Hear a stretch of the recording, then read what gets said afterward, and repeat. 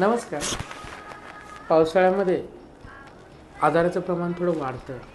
त्यामध्ये लहान लेकरांना ताप येणं हे अगदी स्वाभाविक आहे.